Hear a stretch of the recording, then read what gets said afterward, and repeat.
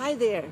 I'm coming to you today on the 25th of April for my last video post, my last post for some time from beautiful Buenos Aires, Argentina.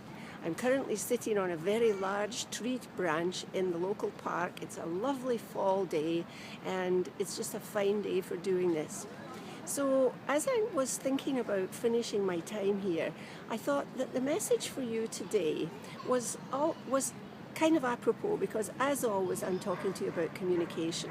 And it occurs to me that if you are spending any time at all in a culture other than your own, and I'm not just talking about the language, I'm talking about the culture, the way people do things, the way they are, the way they conduct their everyday life, and of course if they speak in a different language, it makes the whole process of communication even more important than it is when you're in your own environment.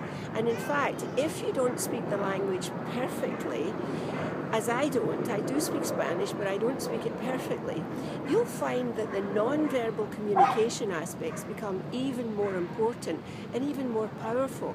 When you're trying to make yourself understood to somebody who doesn't understand you, it's even more important that you use body language and tone of voice and facial expression to get your message across and make yourself appear pleasant so that they will in fact help you.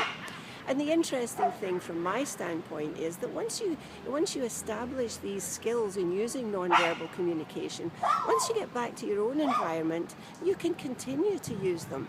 And that will make your communication skill set even more powerful. So that's my lesson to you for this, my last video post, or my last post from Buenos Aires for some time. Now just a quick word to those of you who have maybe joined the community just this week. This is not typical.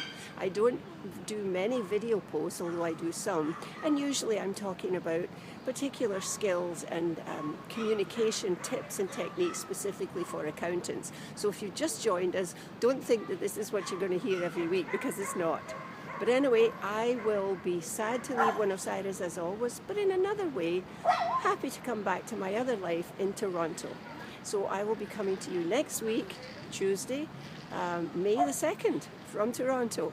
And in the meantime, communicate and prosper.